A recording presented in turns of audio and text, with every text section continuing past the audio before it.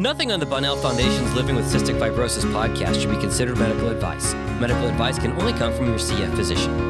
Cystic fibrosis can be a devastating diagnosis, but living with the disease can bring positivity and a new appreciation for each day.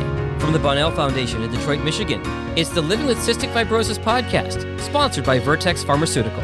Here's your host, Laura Bunnell. Not everyone with CF enjoys the same level of care. Tragically, it depends where you live. Some countries didn't even recognize the disease yet. If a country doesn't recognize CF, that means medications aren't available or coverage by health insurance doesn't happen. All of us are working together to change the world for people who have CF. Doing his part is Rod Spattinger, who founded CF Fest Worldwide a couple of years ago. Rod has CF and is alive thanks to a double lung transplant. Rob got an email from a girl in Chile who needed a vest, and the idea was born from that first email. Rod recently brought in his vice president, Josh Bowder. Josh has a daughter with cystic fibrosis. Her name is Evangeline. Josh and his wife run a children's home in Chiang Mai, Thailand. Josh, who is American, married a Thai woman, and they have witnessed firsthand the struggles of getting a child diagnosed in Thailand. It's so great to have both of you here. Josh is coming to us from Thailand, Chiang Mai, Thailand, and Rod, you are actually in Hawaii while we're doing this podcast, and I'm in Michigan. So it is lovely to be able to get together and talk about how you're moving forward with CF Fest worldwide. I love the change in the name because you are worldwide. So kind of talk about what you're doing now and how you're impacting people's lives with CF around the world. Oh, sure. Well, first of all, thank you for having us. This really is an honor. No, it is. Thank you. CFS Worldwide, our mission is to provide therapy vests to CF patients around the world. We started back in June 2020. So far, we've sent 165 vests to CF patients in 43 countries. The countries where we've sent the most vests are Pakistan, Brazil, Romania, Kosovo. They're very appreciative because their medical care is nowhere near the U.S. They're basically in medical deserts. So what we give them with these vests, we give them the medical equipment to save the children's lives, and we give them hope. We've heard from many parents who say the vests are great, we appreciate it, but it's the hope you're giving us that our child's going to have a longer and better life with this equipment. Because of course, in these countries, they don't have that. I've heard too, in some countries, a vest is the price of a car. So I've heard specifically in Greece, in Brazil, these families are not always well placed financially. They can't afford an extra car or even a car at all. So this vest is golden to them. And they're very expensive without insurance. Molly's almost 28. Emily's 25. If we didn't have insurance at that time, all those years ago, it was $10,000 for each vest. And even back then, the insurance company wasn't sure they wanted to help us pay for a vest for each girl. And to have them share, oh my gosh, it would have increased and doubled the time to do treatments with 2 kids, and we would have never gotten them to school on time, etc. So I think this is wonderful. And having myself, as you know, just recently traveled to Egypt and met all those CF families there who want a vest so badly. It's so heartwarming to see how you're helping people. I mean, we got to talk with Katerina from the Ukraine. You had helped her with a vest. She has a daughter with CF. The endless stories of how you're helping people. And before we go any further, I just wanted you to bring in Josh.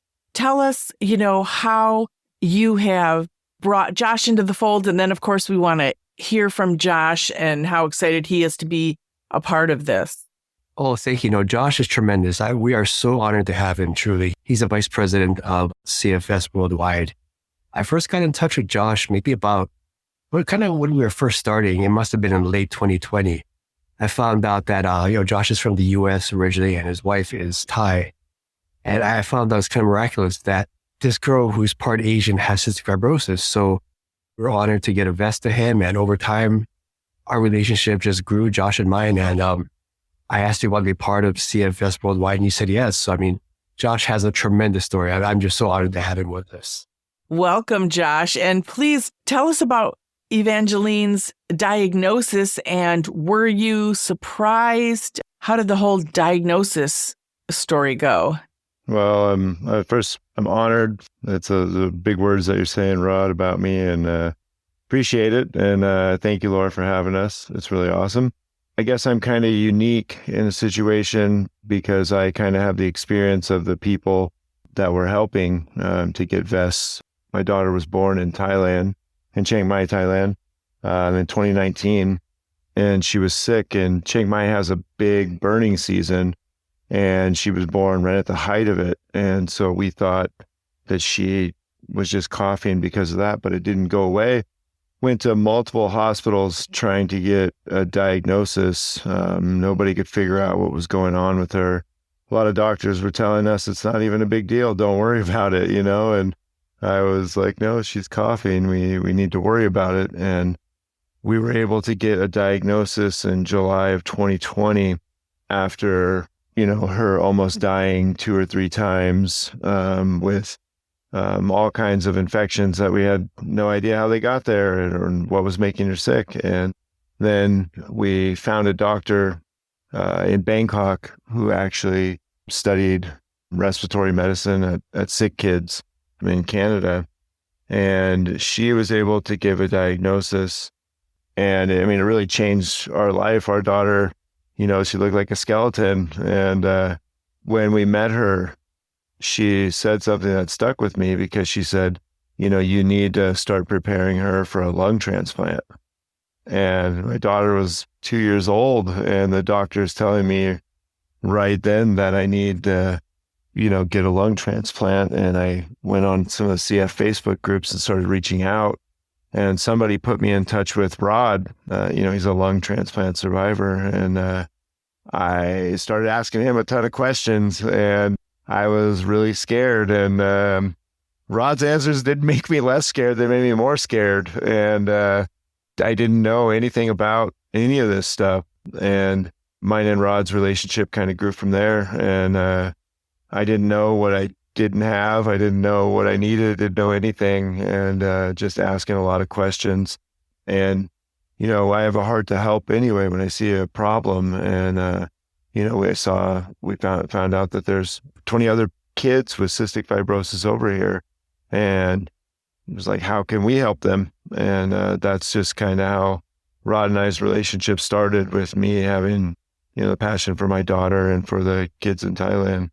I wanted to ask you, is cystic fibrosis recognized in Thailand? Obviously, you said a bunch of doctors didn't diagnose her, and then you finally found one. So, as I've told you, my sister-in-law is Thai, and she now lives here in the United States. So I just wonder, is the awareness growing in Thailand, or what is the status of cystic fibrosis there? Well, there's only 2 places to get tested. One of them you can get tested for free, but you have to have a doctor who thinks that you need it, need the test. And the other one costs 1 month's salary to get tested. So, you better be pretty sure to get tested. I guess it exists. It exists, and they acknowledge that it exists, but it's usually just a white man disease. They told us multiple times. I brought it up multiple times because she had symptoms, and, you look at my daughter and it's like, she's super salty. I don't think that's normal. And, they said, no, she's Asian. She doesn't have it, and just kept passing it off like that. Doctor even told us, we were wasting our money to go have her tested because she was Asian. Don't do it. And we had to go down and pay for it ourselves because no one would acknowledge that she possibly could have it. So although it does exist and they have patients, it's still widely believed to just be a white person disease. So not many doctors have really any experience with it. And it's so crazy. Now, of course, it's 2022, but she was just born in 2019. It's not like this is 50 years ago. It's so frustrating, as you all know and agree, that across the world, we're not testing and recognizing cystic fibrosis, and that it can impact anyone, whatever color, country that you are in or from. So is Evangeline getting proper care now that is it officially a clinic? There's not a CF clinic there. I think there needs to be 100 people for there to be a CF clinic. The conditions really are not favorable for CF. There's a thing they have over here is 30-baht healthcare. It's like healthcare for $1. Every time you go to the doctor, you go to government hospitals, and I mean, nobody can afford cystic fibrosis if we're paying out of pocket. I don't really care where you live. Nobody can afford the care that comes with it. So you have to rely on the 30-baht healthcare, but at the same time, it's very low quality everything. And when we go to the hospital, when we have our clinic day, there's all kinds of other people who are really sick too, all around walking by you. There's no segregation. There's no high risk area or anything like that. It's just a bunch of sick people around your daughter who gets sick really easy, and it's kind of scary. We have a lot of stories of things that happened that you wouldn't believe if you've only dealt with, USA healthcare, and USA CF clinics. When we went from Thailand to America and my wife came over, she was just blown away to realize that Thailand was a third world country. She had never thought of it that way. As soon as my wife got there, she was in the hospital with my daughter, and seeing the healthcare system, it made her realize that Thailand is very much a third world country. And which hospital in which state did you end up going? And was it because she just needed extra help? So we're in Spokane, Washington, and the story of how we ended up there is actually pretty miraculous. Because before I came to Thailand, I was the celebrant in a girl's death, in her funeral. And, this was 10 years ago, and I had no idea what cystic fibrosis was.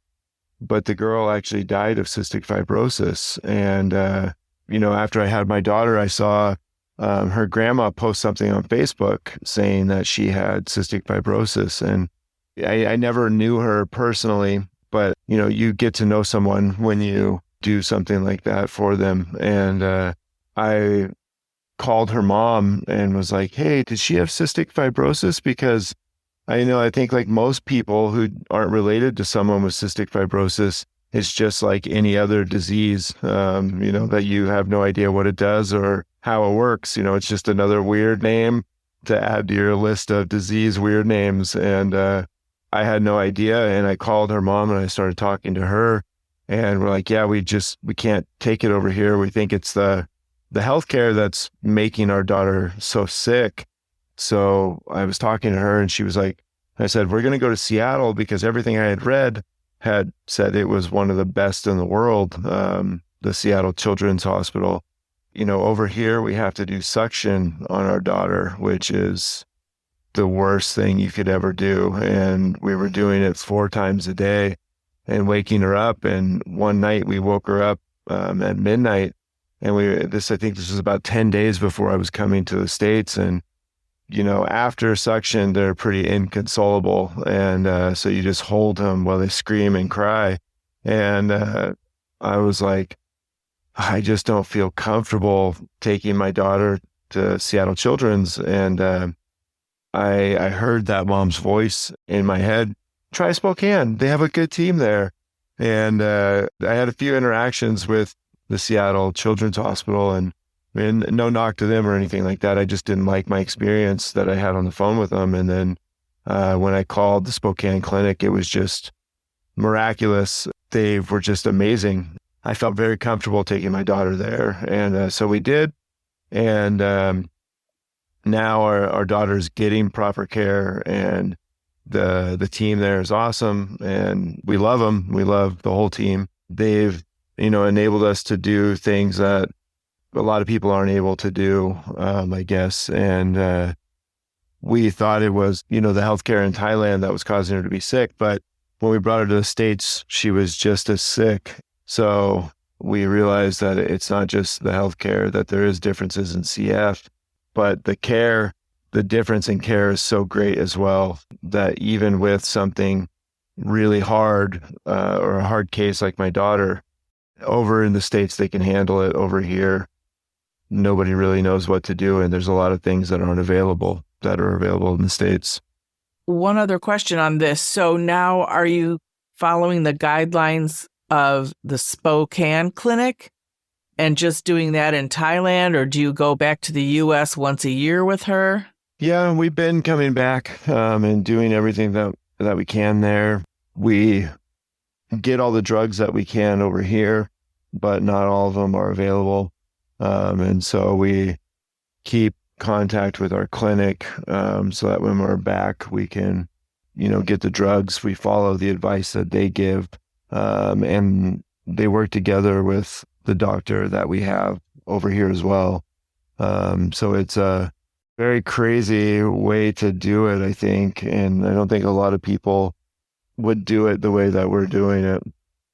And I think it was really important to get a little background of what you've been dealing with your daughter, because as you said, and as Rod knows, these are the people you're helping. You're helping people just like yourself who are working in a system that doesn't work for people with cystic fibrosis. Mm. Josh, how do you feel now that you and Rod are working to help so many people across the world in getting these vests? I personally love it. Since I met Rod, I've just been begging him, like, hey, give me something to do. I'll help you guys. I don't know what you need help with. Give me something to do. And, he has found things that I can do. And, I'm involved with a lot of people with cystic fibrosis around the world. It's been really helpful to me, and I pray that it's been helpful to them as well, because you feel really alone, and I'm sure you've experienced it as well with your daughters when things start going bad, or, the bad news that always comes. You get a little good news and then you're like backhanded with the bad news. And, being in systems, like you said, that aren't capable of dealing with cystic fibrosis patients, you feel really alone. And the doctors, in a lot of countries don't operate like doctors in the States do, to where they have a title and you have to respect them. There's no dialogue. You have to respect what they give you and go with it. And they don't like to answer questions and, all these crazy things. And there's a lot of struggles that come with, just a CF kid. And then, when you throw on top of it a medical system that's not set to deal with it, doctors who don't know anything about it, and the pride of man and all the stuff that comes with all this stuff, it just is really hard, and you can feel really alone.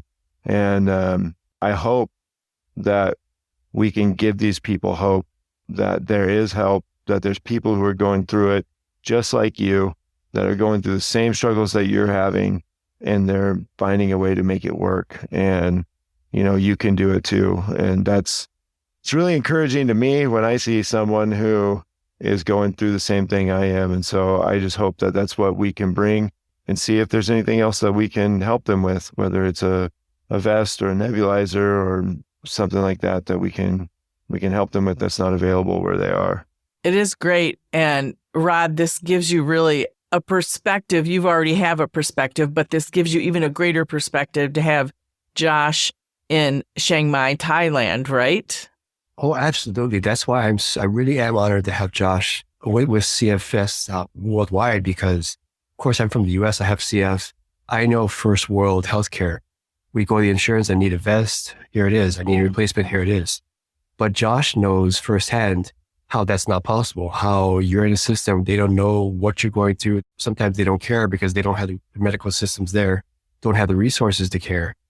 And Josh sees that, he lives it. So he brings such a valuable viewpoint to this organization. I'm really, really happy we have him.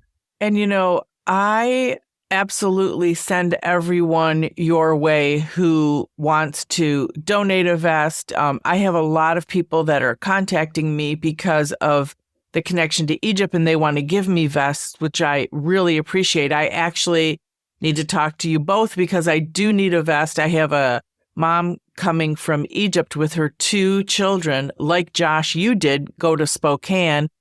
This mom from Egypt is coming in 2 weeks to see a doctor at the University of Michigan to see her kids, and she doesn't have a vest. So I am trying to get her a vest in the next 2 weeks. So we'll talk about that. But it's like this connection, these things, how we're helping each other, and we're all in touch with people around the world. I just love it.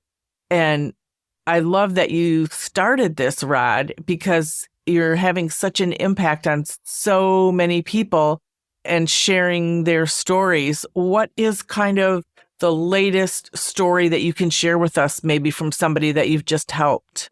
Sure. I know Josh has a lot of stories, but I'll share one that we recently gave to. She is 18 years old. She lives in India. Right when she got in touch with me, I found that her sister passed away at the age of 10 from CF, because of course in India they don't have the care. So I was really honored. She's working full-time remotely with a US-based company in India. She needed a vest because she saw her sister died from what she now has. And it was just, you said it was a hope that the vest gave her. She just couldn't be happier. That's kind of what we do. We give hope. We're just so blessed to be able to reach out to people. And I'm finding it's word of mouth. Like for instance, if we give a vest to a certain country and I'll post it on Facebook saying we did this and I tell the story, I'll get multiple requests from that country saying my child has CF, can I get a vest? And that's how we get most of our stories, and we get most of our connections, just word of mouth. But as I was saying, Josh has some great stories of those that he has touched in Thailand. I mean, if I could, I'd like to give him the opportunity too. He's got way more stories than I do. Josh, if you can share a story or two, that would be great. There's one mom, her name is Anne, and her daughter is 8 years old. And she is a single mom who has a daughter with cystic fibrosis. And we went to her house and we met her. And, even, over here, there's a bad season for air. And nobody had told her, that like you probably should put a N95 mask on her because she can't breathe in all that stuff. It's really bad for her.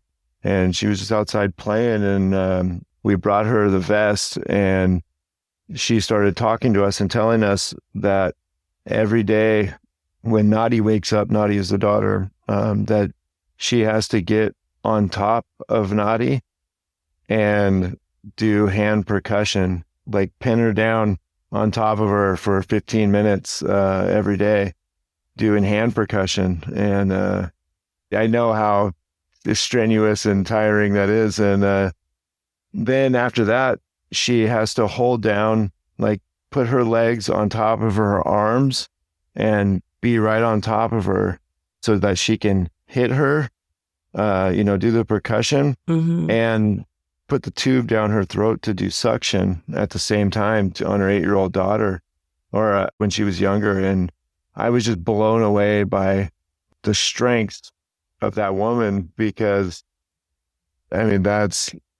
if anybody's ever done suction to their kid, they know how horrible it is. And to be able to have the strength to do that every day by yourself, pinning her down and, beating her, doing the percussion and then sticking a tube down her throat, like it's unimaginable. And to bring her a vest, like the quality of life, I don't think people, if you've never had to do hand percussion on your kid or had it done to you, like you just don't understand the quality of life change that a vest brings. And it really is a lot for someone who has nothing and is doing that. And she was blown away. I was blown away by her story, and her daughter's doing well now, actually. Rod, I think one of the things that Josh is bringing up is the suction thing. I've heard of Dorothy Anderson, right? Like in the 1930s, she started doing that, but I've never heard of anyone in the United States ever suctioning their child. That's something I don't think we've ever done. We would go into the hospital and the doctor would do the bronchoscopy. This is not something a parent should be doing. It's so worrisome because you could really harm your child. But when that's what you have to do, of course, it's different in other countries, which is so sad.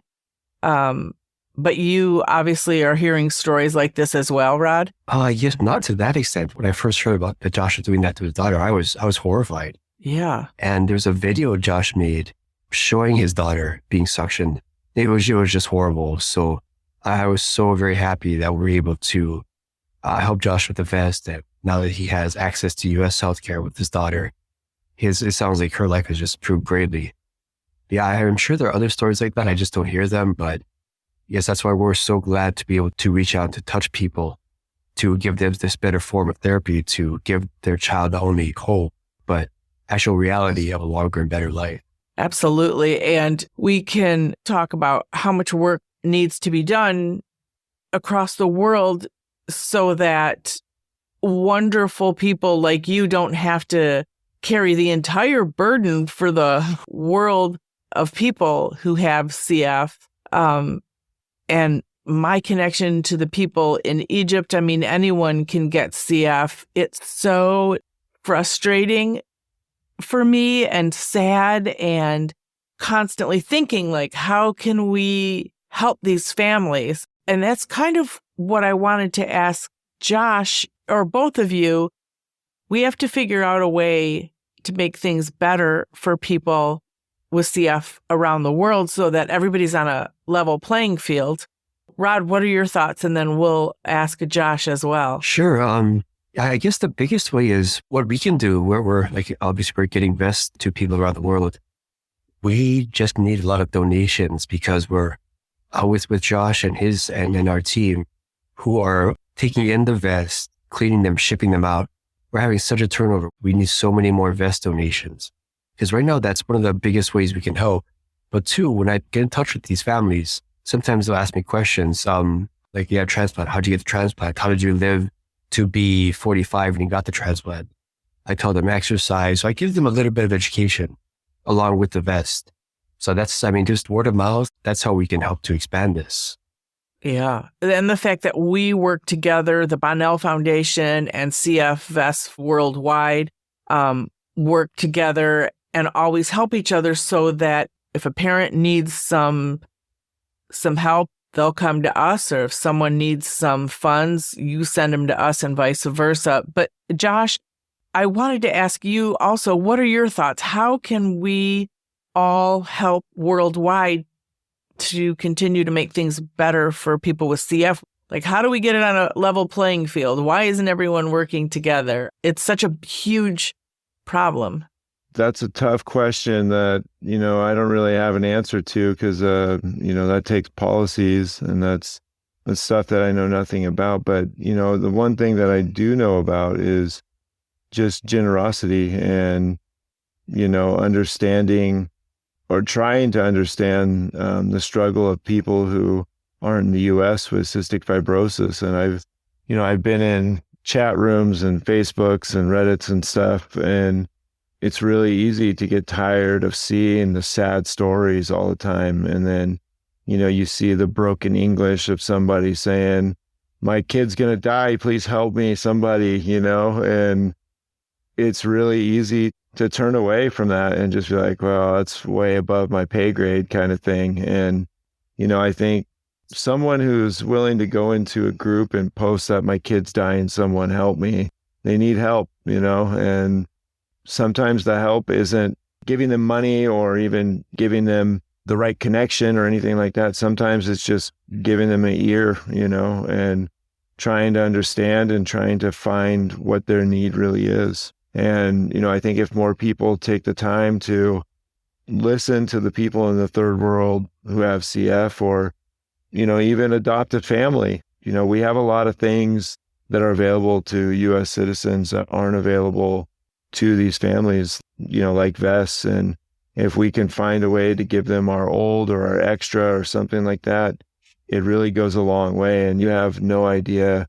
I remember the first time when we got our vest, it was like Christmas when that package came. It was like Christmas Day opening that package and putting that vest on her. I felt so proud. I felt so happy. It made me feel like I accomplished something, like as a father, like, okay, like I can do this. I can take care of her. Like nobody in this country has one and I have one, and it's weird when anything with CF really feels like Christmas, and like you can do that with the stuff that you have extras of, or, stuff that you don't even use anymore that just isn't available.